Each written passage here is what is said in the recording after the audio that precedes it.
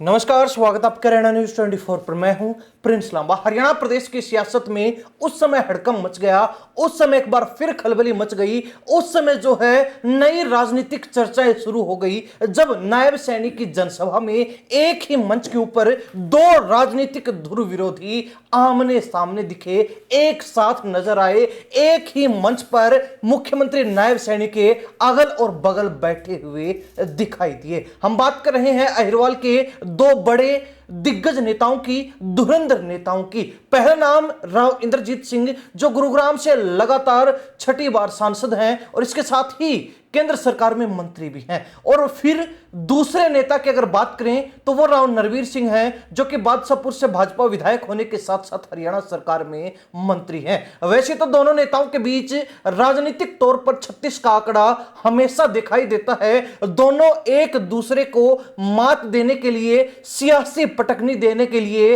एक दूसरे के खिलाफ दाव पेच लगाते रहते हैं। लेकिन दोनों ही नेताओं को एक साथ देखकर, वो भी पूरे 22 महीने के बाद, सब कुछ स्पष्ट हो गया कि बीजेपी किसी भी रूप में, किसी भी तरीके से अपनी आंतरिक फूट को, अपने अंदरूनी विरोध को बाहर नहीं आने देना चाहती है। और दोनों नेताओं को एक मंच पर लाकर साफ संदेश दे दिया कि भाजपा में किसी तरह की कोई फूट नहीं है, लेकिन आंतरिक कलह जो है अंदरूनी रूप से भाजपा सुलझाने का काम कर रही है। खैर, अब सवाल ये उठता है कि दोनों नेता मुख्यमंत्री के अगल बगल बैठे हैं और दोनों नेताओं ने ही अपना संबोधन भी जनसभा में दिया, तो क्या दोनों नेता एक दूसरे के साथ अब दुश्मनी वाला रोल भुलाकर दोस्ती के रोल में आ चुके हैं या फिर नहीं? इसका जवाब है कि ये आने वाला समय बताएगा। लेकिन इस जनसभा के अंदर जब राव इंद्रजीत सिंह और राव नरवीर सिंह ने अपना भाषण दिया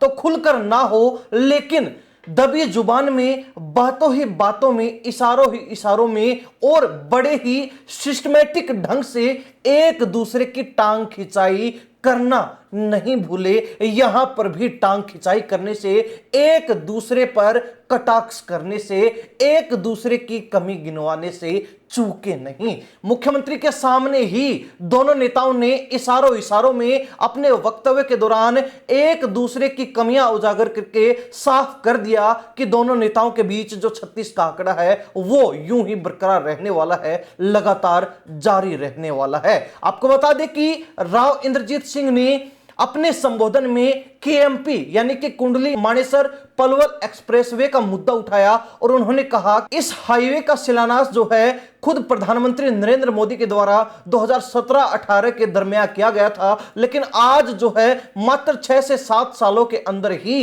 इस हाईवे के जो हालात हैं वो बड़े ही जर्जर हो चुके हैं। इस हाईवे के हालात जो है बदतर हो चुके हैं। हालांकि ये हाईवे जो है HSIIDC के अंतर्गत आता है और यह महकमा वर्तमान में हरियाणा सरकार में नरवीर सिंह के पास है। यानी कि मुख्यमंत्री के सामने ही अपने संबोधन में राव नरवीर सिंह को उनकी कमी राव इंद्रजीत सिंह ने भरे मंच से गिनवा दी और मुख्यमंत्री से भी यह बात कहते हुए निवेदन कर दिया कि हम आपसे दरख्वास्त करते हैं, निवेदन करते हैं कि HSIIDC को आदेश देकर इस जो है हाईवे के KMP के हालात सुधरवाएं, इसके लिए नया फंड जारी करवा के और इसका जो है पुनर्निर्माण करवाने का काम करे, ताकि जो है आवागमन सुचारू रूप से और अच्छे तरीके से, बेहतर ढंग से चलता रहे। अब बात यही नहीं रुकती, राव नरवीर सिंह भी राव इंद्रजीत सिंह पर कटाक्ष करने से पीछे नहीं हटे और अपने वक्तव्य में, अपने संबोधन में दबी जबान में उन्होंने राव इंद्रजीत सिंह को भी उनकी कमियां गिनवा डाली। मुख्यमंत्री के सामने भरे मंच से राव नरवीर सिंह ने अपने संबोधन में कहा कि जहां ये रैली हो रही है, यानी कि सोहना विधानसभा क्षेत्र, नूह जिला और ताउड़ू इलाका, जो कि पहले विधानसभा सीट होती थी और वहां से राव नरवीर सिंह के पिता विधायक रह चुके, राव नरवीर सिंह भी विधायक रह चुके। तो उन्होंने कहा कि उस समय ताउड़ू जैसा था, ताउड़ू की जैसी संरचना थी, ताउड़ू का जैसा विकास था, वो वहीं पर रुका हुआ है। थमा हुआ है। यानी कि मुख्यमंत्री के सामने ही अपनी सरकार की नाकामी को, अपनी सरकार की कमी को उजागर करते हुए यह बात कह दी कि तावड़ू इलाके को नूह की बजाय गुरुग्राम जिले में शामिल कर लिया जाए ताकि इस हलके का भी विकास हो सके। यानी कि यहां पर अपनी सरकार के साथ साथ राव नरबीर ने राव इंद्रजीत सिंह की भी कमी उजागर कर दी। उन्होंने यह बात कहते हुए कि तावड़ू को गुरुग्राम में शामिल किया जाए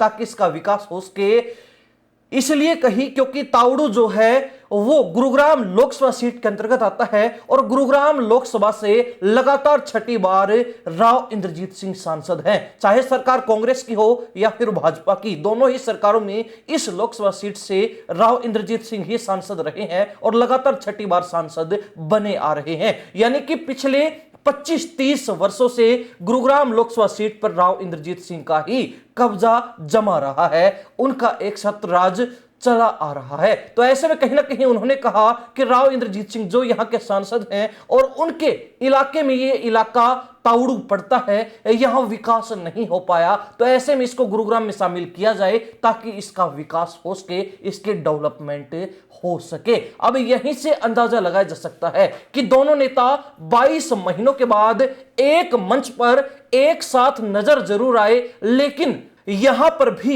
मुख्यमंत्री के सामने ही दोनों नेता एक दूसरे पर शब्द रूपी बाण छोड़ने से चूके नहीं, पीछे नहीं हटे, एक दूसरे की कमियां उजागर करने से पीछे नहीं हटे, एक दूसरे की टांग खिंचाई करने से बाज नहीं आए। हालांकि बीजेपी जो है संदेश देती रह गई कि हमारी पार्टी में अनुशासन सर्वोपरि है, हमारी पार्टी में जो है वो अनुशासनहीनता नहीं है और साथ ही किसी भी तरीके की काट फांस नेताओं के बीच नहीं है। लेकिन राव इंद्रजीत सिंह और राव नरबीर सिंह के बीच ये जो कोल्ड वार चल रहा है वो थमने का नाम नहीं ले रहा है और ना ही दोनों नेता चाहते हैं कि इनके बीच की जो सियासी जंग है, सियासी लड़ाई है, जुबानी वार है, वो थमे, क्योंकि कहीं ना कहीं दोनों नेताओं को इस वार का, इस पॉलिटिकल वार का फायदा मिल रहा है, तो इसके नुकसान भी दोनों नेताओं को उठाने पड़ सकते हैं। हरियाणा प्रदेश की जनता दोनों नेताओं का मुख्यमंत्री नायब सैनी के साथ एक साथ नजर आना, राव नरबीर सिंह, राव इंद्रजीत सिंह का एक मंच पर